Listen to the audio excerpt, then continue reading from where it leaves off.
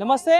So Musi పరివాహక ప్రాంతాల్లో కూడా అటు రెవెన్యూ అధికారులందరూ కూడా ఆర్బీఎక్స్ అని ముద్ర వేస్తూ ఉన్నారు. సో వాళ్ళందరూ మూసీ ప్రక్షాళనలో భాగంగా కూడా మూసీని ఆక్రమించుకున్నారు. వాళ్ళందరూ ఖాళీ చేసి డబుల్ బెడ్రూమ్ పంపిస్తామని చెప్పేసి కూడా రాష్ట్ర ప్రభుత్వం చెప్తా ఉంది.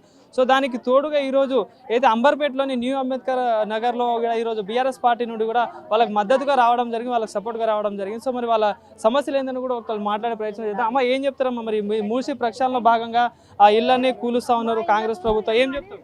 మా ఇండ్లు మాకే కావాలి, కూలగొట్టొద్దు. 35 సంవత్సరాల సంది మేము ఇక్కడనే ఉన్నాం. కరెంట్ బిల్లు కడుతున్నాం, నల్ల బిల్లు కడుతున్నాము, రిజిస్టర్ చేయించుకున్నాం, ఇండ్లు కట్టుకున్నాము.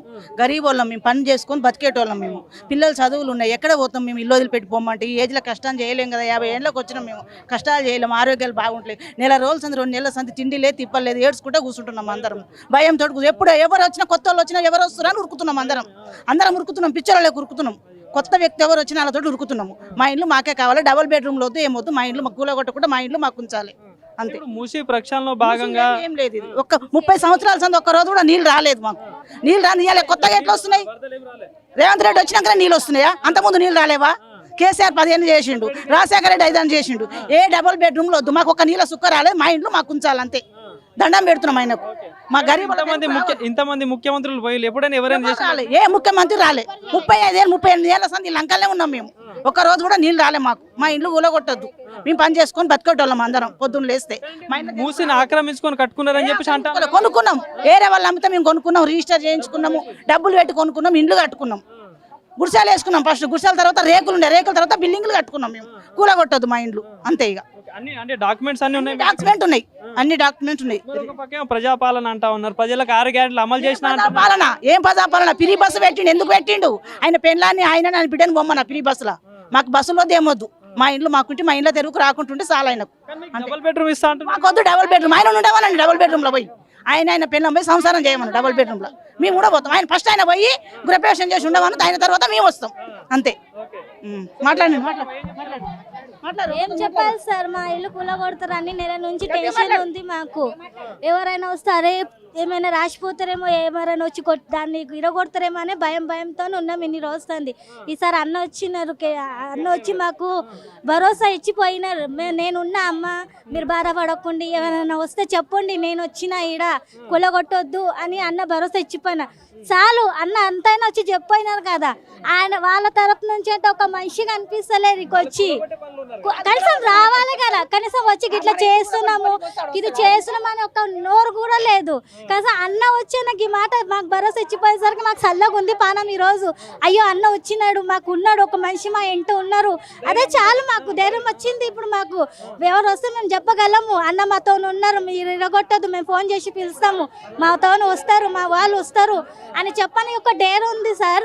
ఎన్ని రోజుల నుంచి పిచ్చోళ్ళాక తిరుగుతున్నాం, ఎవరైనా వస్తే ఒక గుండె కొట్టుకుంటుంది. చిన్న 2 పిల్లలు ఉన్నారు, ఎవరు రోడ్డు మీద బతకాలా సార్? మేము ఇరగొడితే ఎక్కడ పోయి బతకాలి? ఎవరి దగ్గర పోయి? ఏం గతి లేదు, ఆ ఇల్లు తప్ప మాకు ఏం లేదు. వద్దా మాకు, ఆయన ఉండమాను, ఆయన నా ఫ్యామిలీని తీసుకొని ఎవరైనా ఆయన బతుకమ్మను. మాకు ఏ డబుల్ బెడ్రూమ్ వద్దు, మా ఇల్లు ఉంటే చాలు. మాకు ఏ ఇంద్రమ్మ ఇల్లు వద్దు, ఆ బెడ్రూమ్ కూడా వద్దు. ఆయన ఉండమను, అలా ఫ్యామిలీ ఉన్నారు కానీ వాళ్ళని ఉండమను చాలు. మా ఇల్లు మాకు వదిలేస్తే చాలు. మా పిల్లలతోని, మా ఫ్యామిలీతోని మేము అలా బతుకుతాం. అదే గొప్ప మాకు. ఆయనని మేము ప్రేయర్ చేస్తున్నాం, మాకు వదిలేయండి, మా ఇల్లు మాకు వదిలేయండి, అదే గొప్ప. మాకు ఏం వద్దు. ఆయన ఫ్రీ బస్ వద్దు, ఫ్రీ కరెంట్ వద్దు, 500 గ్యాస్ అన్నాడు కదా, అది కూడా వద్దు.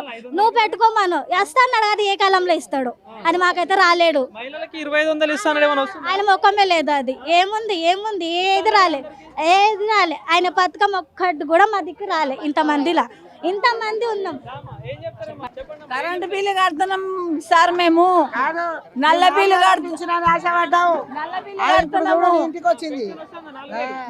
కడుతున్నాము. పింఛన్ లేదు, నాకు రేషన్ కార్డు లేదు, నాకు 2000 ఇస్తా అన్నారు, ఆ 2500 లేదు నాకు. అసలు పింఛన్ ఒక బుడ్డ పైసనే లేదు గవర్నమెంట్ది. ఎవరికి ఇచ్చిండ్రో చెప్పమని వచ్చి పొద్దుగాల వచ్చిండు. ఏడికి మేము కృష్ణనగర్ ఉంటాము, ఆడికి వచ్చిండు పొద్దుగాల. ఇలా రావాలమ్మా అందరం వచ్చినాం. మరి ఈడికి ఇగో ఏగలేక అట్లనే కూలబడి దవాఖానకైతే 2-3 వేలు అయినాయి. ఎవరు పెట్టిండ్రు? మాకేమన్నా చీరలు ఇచ్చిండా? మాకేమన్నా 10 కిలోల బియ్యం ఇచ్చిండా? దానికి మొగడు లేడు కదా, గరీబు దాని. మా అల్లునికి టీబీ రోగము. పెన్షన్ రావాలిగా. పింఛన్ 4,000 కాదు, 5 పైసలు లేదు నాకు. ఎట్లా అనిపిస్తుంది మరి రేవంత్ పాలన? మంచిగా ఉంది. ఇంత మంచిగా మేము ఎన్నడూ చూడలేదు కూడా, ఇప్పుడే చూస్తున్నాము. మా ఇండ్లే మాకు కావాలి. మేము కష్టపడి చెమటోడిచి గుడిసె కట్టుకున్నాం కదా, ఆ గుడిసెనే మాకు కావాలి. ఆయన ఇచ్చే బంగారు కడ్డీలు మాకు వద్దు, ఏంటి తలుపులు మాకు వద్దు, కట్టే తలుపులే మాకు కావాలి. కట్టే కడపనే మేము మొక్కిపోతాము. రేషన్ కార్డు డిజిటల్ కార్డు అంట. కుటుంబం సర్వే మొత్తం అందులో అవుతుందంట. అంటే ఇప్పుడు ఒక ఫ్యామిలీలో తల్లి తండ్రి పిల్లల పెళ్లిళ్ళు అయిపోతాయి. మళ్ళీ ఆ కార్డు మీద ఒకరికే ఇల్లు వచ్చినా భూమి వచ్చినా ఏమొచ్చినా ఒకరికే వస్తుంది. మరి ఆ డిజిటల్ కార్డు మీద ఎవడు బతకాలి? దాంట్లో ఫ్యామిలీ మొత్తం ఒకటే తీసుకోవాలా? అంటే అది మనం అడకదినే పనే కదా నువ్వు చేసేది. ఉద్ధరిస్తున్నావు జనాలకు. దాని మీద ఆరోగ్యశ్రీ అంట, దాని మీద మొత్తం ఫ్యామిలీ మొత్తం ఒకటే కార్డు అంట. ఎవడు భరించాలి దాన్ని? చెప్పండి ఏం చెప్తారు? ఇప్పుడు ఈ మూసి పరివాహక ప్రాంతాల ప్రక్షాళన పేరుతో అందరి పిల్లలు కూలుస్తా ఉన్నారు. సో ఏం చెప్తారు మరి? ఏం చెప్తామంటే మేమేమి కబ్జాలో వచ్చి కట్టుకొని లేము, డబ్బులు పెట్టే కొనుక్కున్నాము. అప్పు చేసి అట్లా కొనుక్కున్నాము. ఇప్పుడు వచ్చి కూలుస్తా అంటే మేము ఎక్కడ పోవాలి? పిల్లలు ఊర్ల నుంచి వచ్చే సిటీలో ఇక్కడ చదువుకోవడానికి వస్తారు. మేము సిటీలో ఉన్న వాళ్ళని తీసుకొని ఎక్కడో ఎత్తేస్తే సిటీ అక్కడ నుంచి వచ్చి ఈడేడ చదువుకోవాలి. ఇబ్బంది. మరి మమ్మల్ని కొల్లగొట్టుకొని సంపాదించి ముట్ట కట్టుకోవాలని రాజ్యం వెళ్తుండే. ఆయన ప్రజాపాలన చేస్తలేడు, రాక్షస పాలన. అర్థమైందా? ఆయన పాలన వద్దు, ఆయన వద్దు. ఆయన ప్రజాపాలనలో మహిళలకి మర్యాద దక్కుతుంది అని చెప్పేసి అంటా ఉన్నాడు. మరి నిజంగా ఏమైనా దక్కుతుందా మీకు? ఏం మర్యాద? ఫ్రీ బస్ అని పెట్టిండు. అదేమన్నా సంతోషంగా ఉందా? తిట్టని మనిషి లేడు. ఆ ఫ్రీ బస్ ఏమో కానీ బస్సులో ఎక్కిన మనిషికి కూడా మర్యాద లేదు.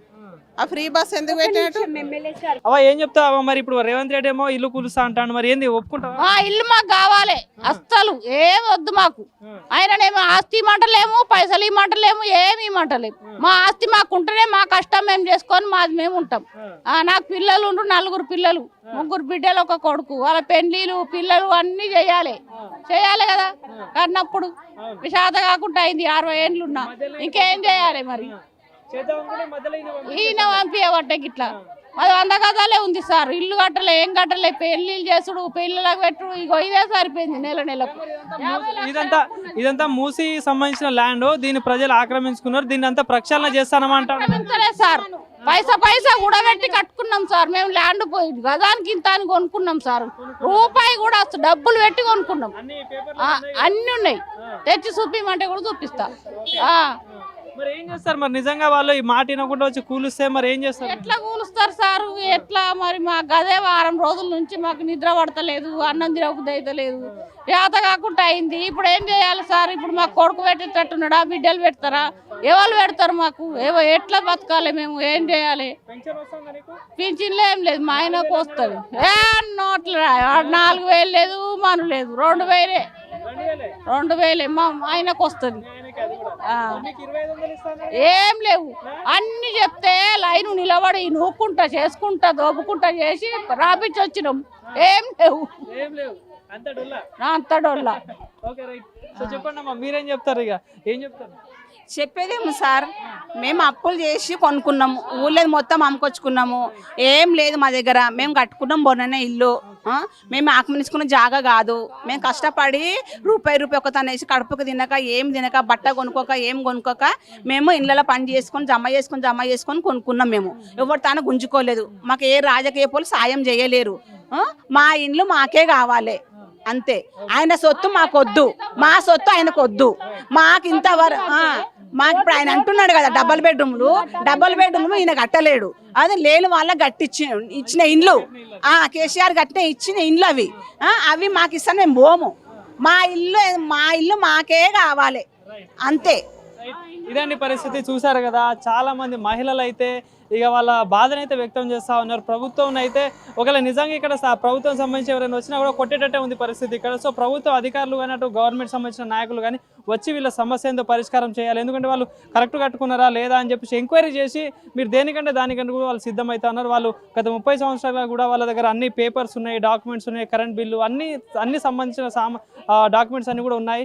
ప్రభుత్వం మా మీద ఇలాంటి వైఖరి చేయొద్దు, ప్రభుత్వం దీన్ని మార్చుకొని మా ఇల్లు మాకే కల్పించాలని చెప్పేసి కూడా పరిస్థితి చెప్తున్న పరిస్థితి కనిపిస్తూ ఉంది. సో కెమెరా పర్సన్ సంతోష్తో నవీన్, యోయో టీవీ, హైదరాబాద్.